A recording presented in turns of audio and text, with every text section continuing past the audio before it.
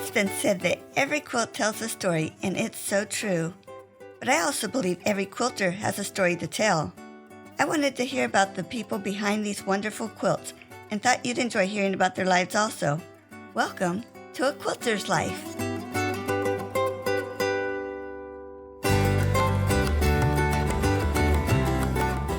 There are wonderful quilters all around the world, and I had the privilege of visiting with Joy Sims while she is in France. I want to thank my sister, Lois Gillette, for connecting me with her friend Joy. Joy has been able to use quilting to connect with people in France. I love how she was able to share with me the fact that sitting across the table from someone with a needle in your hand and working with a piece of fabric somehow opens up a door for a conversation that goes deeper than just what you're doing.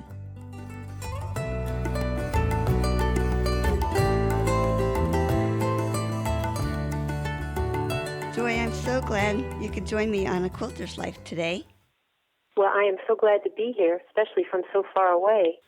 It's amazing that you could be so far clear over in France and we can still chat over the phone. Yes. Let's start at your beginning. Where were you born and raised? I was born in a very, very small town in Pennsylvania and raised my whole life in Pennsylvania, though then my parents moved and we were close to the New York state line. So actually a lot of my life was spent in New York State. My church that I grew up in and my high school, I did almost all my schooling in New York State because we were so close to the border. Wow. Do you have a special childhood memory? Well, yes. I have one sister and a brother. I'm the middle child. And my parents always did special things.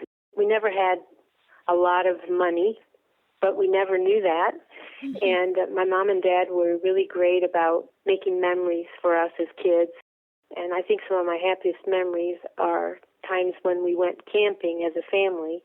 My dad built actually like a camper, a fold-out camper, and we would pile into the cars before you had to wear seat belts and car seats and all that. And Mom would make us a special box of books and maybe games that we couldn't look at or touch until we got into that car ready to go on a trip. So it made going away so much fun, and then we always played a lot of games as a family when we were camping. They were simple vacations, but those are really happy memories that I have. Oh, neat. How special your mom took that time, because you knew it took a lot of time to put all that together. Yes.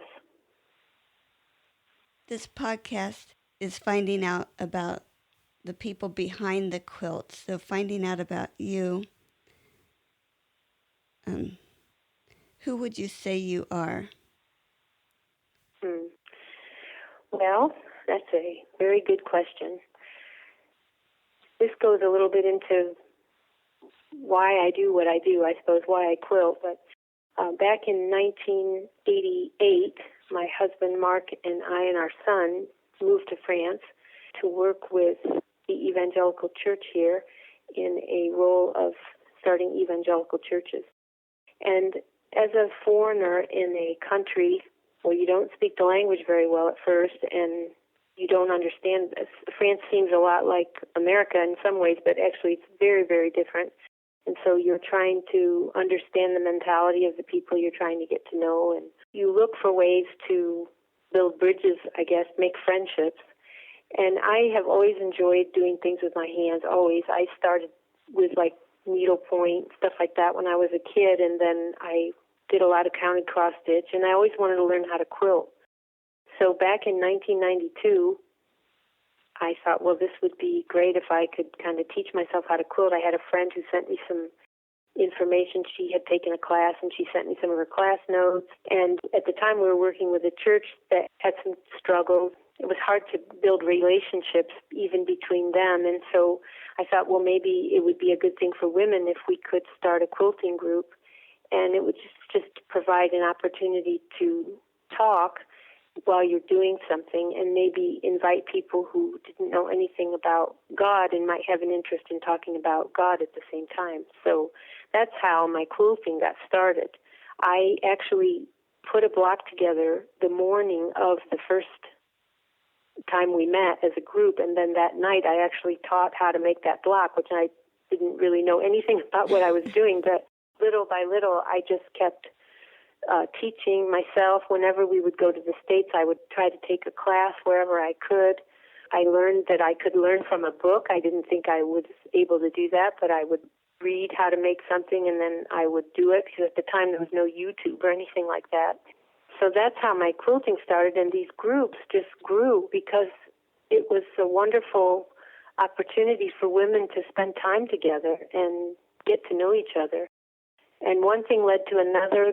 I started having more groups, and then eventually I was contacted and asked to start teaching in like community centers. In France, people learn how to do things in the context of clubs, and they kind of feel like they have to have someone who's a quote-unquote expert teaching them. Well, I was far from being an expert, but I did have an American accent helped, so in one place that helped. And so I was contacted, and I actually was given permission from our mission to take this job. I only taught one class, and it wasn't like I made huge money from it or anything like that, but I made friends in that class that I still have now, and that was over 20 years ago. And then eventually we moved to another area of France, and I started again teaching in different clubs. And since 2010, I became a self-employed person. I actually have I pay taxes and have my own business. Oh, really? With one person in it, one employee, me, and I teach quilting. Currently I have about 60 students, and then I also do long arm quilting for people. So that's kind of my business, if you will. But all of this was for the purpose of giving me a way, an avenue to get to know women, and it's been wonderful. So I have made some wonderful friends, and I've also been able to share the most important part of my life, which is my relationship with the Lord Jesus. And so that's been such a blessing for me, and I have grown to love so many French quilters through all this, and so thankful for the opportunity. How wonderful. Probably it was a long answer to your question. But I think that covered several of my questions. Thinking of teaching others over there, have any of the students gone on to do a lot more with their quilting? Well, in a professional sense, no, not that I know of. I have people in my classes. We moved actually to where we live now. We live outside of the second largest city in France, which is Lyon. We moved here in 1999, and I started teaching in 2001 here in different clubs. And I still have the same people in my classes for almost 20 years that are, you'd think they'd get tired of doing things I propose, but they don't. So they're accomplished, very accomplished quilters, because they know how to do all kinds of different techniques and things. But I don't know of anyone who's like gone on to sell anything, or there aren't that many like competitions here. Yeah. And so I don't know of anyone who's submitted quilts in some kind of a show, because there aren't that many. The French generally really like modern quilting, almost like we would call textile art. And I don't particularly like that, so I do a lot of traditional quilting, and that's what my students like. I suppose it's because that's what I propose for them to do. So a lot of times those types of quilts aren't what are accepted into quilting competitions, if you will, that are judged by a panel or something. Okay, we'll jump back. You mentioned needlepoint, but were there other crafts that you do or have done besides quilting? Well, when we first came to France, I tried to learn how to knit. My mom has always been a big knitter, and I tried to learn how to knit because that was a big thing at the beginning when we first came to France. And I did manage to make a sweater for my son when he was like 3 years old, but I never really enjoyed that so much, and so that was kind of a flop. And like I mentioned, I did a lot of counted cross-stitch at a certain point. But frankly, once I discovered quilting, it became such a huge passion for me that I kind of don't really like to do anything else but. So. maybe that's not good. I do like to cook, but but that's not the same thing. Well, it can be considered a hobby. Yes. So you also mentioned who introduced you to quilting. Your friend sent you information. Well, and also my sister, who was always a very accomplished seamstress, she moved with her husband right after she was married to Ohio, and she didn't know anyone, and she was a nurse and had some time when she wasn't working, and she took a quilting class. She was actually the first one of us, between my mom and my sister and I, that started quilting. So that sparked my interest because she was doing it, and then my mom started about a year before I did, I think, around the same time.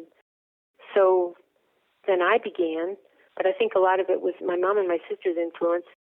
And then I also realized after a couple of years that one of my really good friends in Kansas, where we would go when we were home, a church there that supports us, she was a great quilter. So I learned so much from her and her friends. I was very inspired by American friends that I had that quilted, plus my own family. And my sister has just recently picked up quilting again. She just never had time after she got really into her nursing career to do it, and she's picked it up again now. So it's kind of nice to be able to share that with my mom and my sister. Actually, it's wonderful to be able to do that. Nice. I was wondering about the fabrics. Can you find quilting fabric in France, or do you pick up a lot when you come back to the States? Well, it's very difficult to find quilting fabric now. It seems that maybe about 10 years ago there were some quilting stores, even in our city, but they've all closed. I think the internet kind of put them out of business. It's cheaper to buy fabric in the States and have it shipped over here than it is to buy it here, because most of the quilting fabric was about $24 a yard at the time. Wow. So, of course, you're not paying that when you, even if you have it shipped over here from America, it doesn't cost that much. So, frankly, I often encourage my students to order online just to save them money. Plus, now it's very difficult. There are quilt shows here. There's several during the year, and there's vendors that come and sell at that time. So you can find things, but it's just a lot more difficult and a lot more expensive. Wow. Is the cost of living over there overall more expensive? Well, I used to say yes, but I think things have gone up in the United States, so I'm not really sure exactly how to answer that. We've been here for over 30 years, so it's a little hard to say, but I think food used to be a lot more expensive here, but frankly, I think food has gone up terribly in the United States. And I think generally the salaries are lower here, but yet more things are covered by the government. There's, socialized medicine. Of course, that comes out of their pay, so their pay is less, but they have advantages maybe that Americans pay out of their own pocket. Like there's a lot of different social programs here. Okay. I think for quilting, it's because quilting is not very well known. The French, it's not part of their history like it is part of the American history.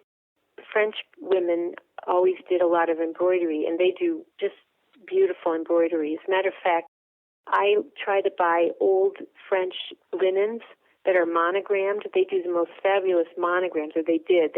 These were grandmothers. They don't do that anymore. And most young people don't want these things that are in their family, so they're sold at like Goodwill stores type thing for very inexpensive. And I like to take those and I like to quilt them, like a napkin that has a beautiful monogram on it, a white napkin. I will put it on a fabric and quilt it with feathers and all different things to save it and put it in its rightful value, because the work is just absolutely beautiful. And they would embroider their sheets and so many just beautiful things, but nobody wants them anymore. So I have quite a stock of those things now that I'm making into different quilted items too, because I just think they're so beautiful. Wow. But that's their history. Yeah. Not like ours. So. But you do think of the time that went into those. That's amazing. Oh, yes. And it kind of breaks your heart to see it sold at a Goodwill store for hardly anything. When you think about all the time that lady put into doing that for her hope chest, it kind of makes me sad. Yeah. So I'm glad that I can take them and do something to save them. Uh-huh. Do you have a favorite quilt or pattern you like to use? Can you describe that? Well, and kind of strange, I suppose, but my all-time favorite block is the churn dash block. And I don't really know why. I just really like that block. So I've done quite a few churn dash quilts. As a matter of fact, I made one with a very tiny churn dash that I had to paper piece it because it's made with little squares that ended up being only a half-inch big. And then I was able to take one of these old handkerchiefs that was embroidered and use that in that quilt with some applique on it. But I don't know why, I just really like the churn dash block. Neat. My favorite thing to do in quilting, my favorite part of the quilting is applique, actually. I love to hand applique, and I love to do needle turn applique. I don't like to piece by hand. Frankly, it kind of stresses me out to have to piece by hand, but I really love to do the handwork of the applique. So I like to do quilts that have piecing and applique in them. I just really enjoy that. Oh, neat. How about a favorite tool? Oh, boy, favorite tool. I think that I really love the rotary cutter. I know that is, well, it's a standard tool now for quilters, but I love my rotary cutter and rulers, because I just love the precision of cutting that way. Well, I guess that would be it. Like I said, I do like to applique, so there are needles that I really love, a certain brand of needles. They're called tulip needles. They're from Japan, and they're very fine needles for applique. I really like using those, so that would be another favorite tool, I suppose. Oh, yeah. You mentioned you really enjoy the applique, so I assume that that's part of your favorite part of the process is putting the applique on? Yes, if you just talk about the process of when you start a quilt, when you choose your fabric and cut and sew and then all that, I love all the parts of that. I love choosing fabrics, the colors, putting the fabrics together. Piecing by machine, I do a lot by machine, really is relaxing for me. I really enjoy doing that. I love, if there's applique, really love doing that. I don't like putting the sandwich together just because I have to get on the floor usually to do it, and I don't like that, but I do it. Sounds strange, but I really love the very end after you've sewn the binding on, and you're sewing the binding on by hand on the back, because it's finished. Your quilt is really going to be finished when that part's done. So I really like doing that. Probably a psychological thing. Well, no, that's a special time. And I've heard a lot of people say they take that time sitting hand sewing, that they're praying for the person the quilt is for. Yes. And then I had one person tell me, he's called the quilting cowboy here in the States, and he said he likes taking it out of the dryer. Oh, okay. I never thought of that as part of the process. No, me either. Okay, what was your worst quilting experience? Well, this is kind of I'll just explain it. I was trying to design a quilt for one of my classes. I used to organize quilting weekends, and I was trying to design a quilt to propose as a project for a weekend. I was making different basket blocks and then putting them together. And so I was working on it late at night, like too late at night, and I went to trim it, and for some unknown reason, I cut off one side, like all the points of my baskets, and so it was ruined. So I threw it away, and I thought, okay, I'll start over again tomorrow. I threw this quilt top away, which was, anyway, the next day I thought, I can't throw this away. I've put so much work into it. It wasn't a big quilt. It was like a wall hanging. But I pulled it out of the trash, and I put it aside, and I made something else for that weekend. But then I took that quilt, and I added borders to it, and then I appliqued flowers and stems and leaves over everything that was ruined, so you couldn't see it. It was like it was supposed to be like that. And I called it a quilt that was ruined. In French, you say recuperated, but I don't know that that's quite the right English word. Like redeemed, I guess. Ruined and redeemed. Neat. And at the time, I didn't mention this earlier, but for a couple of years, I did actually have a quilt store here in France that I only stayed in it for 2 years, but we hung it up in the store as a decoration, and it was the most requested pattern of anything we had in that store. But I didn't have a pattern for it because you really couldn't make a pattern because you would have had to ruin it, cut it off and ruin it. So that was my worst experience, but actually it was a great lesson because I think it's like such a great picture of our life with God. We can think we make mistakes and we go the wrong way or we really mess things up, but he is always so wonderfully redeeming and can take our failures and make something beautiful out of them when we don't expect it. Not that that excuses us for making wrong choices or anything, but he's always wonderfully able to make beauty out of ashes, like we say. But that's what that quilt means for me. Neat. Why do you make quilts? Well, I suppose mostly because it's a way for me to express my creativity. I just love all the colors and the fabrics, and I love the whole design process. I have designed some quilts, but I do a lot of quilts from other people's designs. I don't know, I love all that part of it. It's just a way for me to, like I said, express my creativity. So that's really why I make quilts. And I love to make them as gifts. I do give a lot of things away, make a lot of baby quilts and things like that. But for me, it seems like a quilt provides warmth or beauty in your home, but it's also, for me, a way to say to someone, I care about you and I took the time to make this for you because it's an expression of who I am and just a way to say I love you. I guess that's why I do it. Definitely. Neat.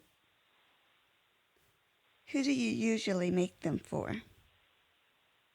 Frankly, sometimes I feel it's rather selfish, but a lot of the quilts that I make, I end up keeping because I have made it for a class, and then it's a class that I can teach. And since I have so many different groups that I teach for, a lot of times I save my quilts because it's a sample that I can use then for a class. But I have made quite a lot of quilts for friends in our church who maybe are ill or have had some kind of a struggle. Like I said, I try to make a quilt for babies when they're born here in our church. In France, when you're invited to someone's home for dinner, it's just very customary to bring a gift. And instead of taking like a bouquet of flowers or something like that, I prefer to make a small table runner or something that they can use. And so I've done a lot of that. It's not, since quilting isn't very well known here, you're not always so sure if the person is going to appreciate it. Yeah. Because they don't know it like Americans do. Even if I'm making a baby quilt, I usually try to find out beforehand if someone knows if the mom will like it or not before I do it. I don't want her to feel like she has to say she likes it when she really doesn't know what to do with it. We are looking to retire eventually here from France and return to the States, and so before we leave, I'm sure I will give more of my quilts away just as a remembrance of me to special people. Yeah. Cool. Do you have a tip to share with me? I would encourage quilters, even if you're experienced, to look at what other people do, to look at a lot of, I use Pinterest, I look a lot of quilts on Pinterest, and I really have grown and learned like to stretch myself in ways that with colors or designs that I might not have thought I liked because of seeing what other people do. I think we can learn so much from each other. I don't know if you know who Kim Deal is, but she published quite a few books in the States, and she does a lot of applique with piecing, mixing the two. But she has a very unusual way of putting colors together, and things that I never would have thought would go well together. They look beautiful. So I've tried to learn to just kind of go out of the box a little bit, not be so trapped in the way I think it's going to look good or the colors that I think should go together. So I would just encourage everyone to just go to shows and look at what other people have done and take inspiration from each other, from the creativity of other people. That's a great tip. You were talking about making like a table runner. Mm-hmm. It made me think, I just did an interview with Elizabeth de Cruz, and she had spent some time in Korea and learned pajagi. And it's like quilting, but it's finished on both sides, so you don't have to sandwich it. And that made me think of that as a table runner. I would think that would be smoother. And what did you say it was called again? It's called pajagi. Okay. I haven't heard of that. I'll have to look it up. Yeah. There's linked to her website on my website under her episode. I've not heard of that, so yeah, I'll check it out. Yeah. And just mention one other thing, and that's that during the lockdown that we had in France, I started a YouTube channel. It's something that I wanted to do eventually when we returned to the States so I could keep good contact with all the quilters that I know here and be able to continue to, I don't know, just give them tips or maybe teach them a technique or whatever. And since we were locked down for 2 months here, I started it early, and I've only put 7 videos up yet so far, but it's not really, I hope it grows, a channel, but it's a way for me to be able to keep in touch with all my friends here eventually when we get back to the States. It's in French, so it's not always very appropriate for Americans, but actually the next thing I put up, I'm going to put a document in English that people can download with what I've said, because I've had requests to do it in English, but I'm kind of technologically challenged for these things, so it's hard enough for me to do it in French. And I don't know how to do the subtitles and all that stuff yet, so maybe someday, but for right now, I'm not. I'm just doing it in French. Well, how neat. If someone wanted to take a look at that, where would they find it? Well, the name of my channel is called Joy, my first name, Joy, and then Patchwork, because that's what they call quilting here, is patchwork, and then Tuto, which stands for tutorial, and it's just Tuto. So it's just those 3 words, and you just would type into the search in YouTube, Joy, Patchwork, Tuto, and you would find my channel. The first thing I put on there was how to make a mask, because it was right at the beginning of the confinement, and everyone was trying to make masks here like they were in the States. So that was the first tuto I put up, first tutorial. Mm-hmm. And then since then I've done a small table runner and I also, since I really love to do long arm, I don't really have a long arm. I have a mid-arm machine. I have a handy quilter, Sweet 16. But I love to do free motion quilting. So I put one video up on how to do a modern feather, and then there's other things up there yet. So neat. Can you tell me how to say a quilter's life in French? Une vie, une would be U-N-E, une vie, V-I-E. The patches, we say patches. It's not really a French word, but it's patch is kind of like what they say for quilting. Well, they just say patchwork is quilting. And patches is a quilter, a female quilter, patches. Une vie de patches. Okay, cool. Is there anything else you'd like to share with me?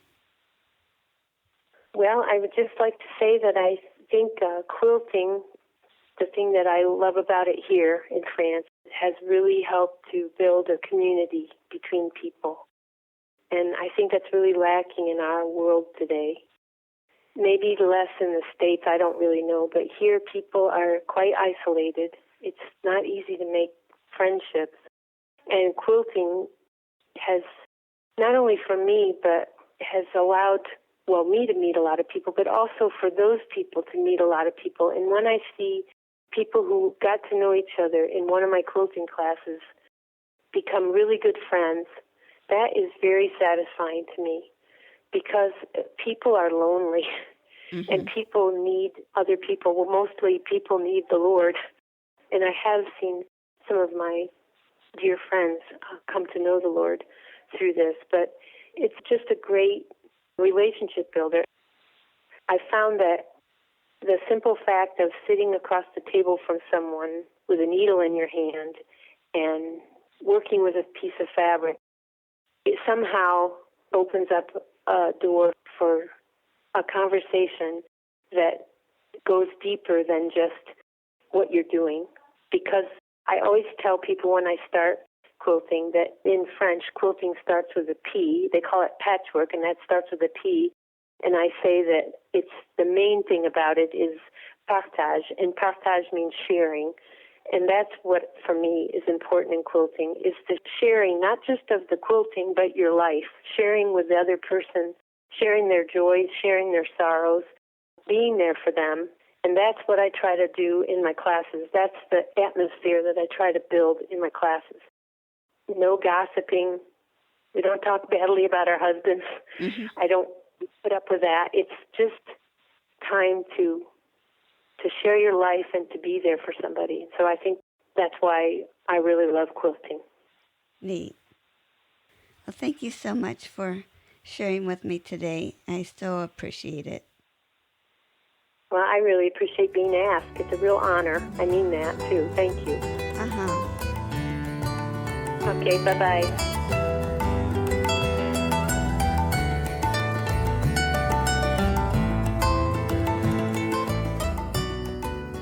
I'm so glad you joined me for this episode of A Quilter's Life.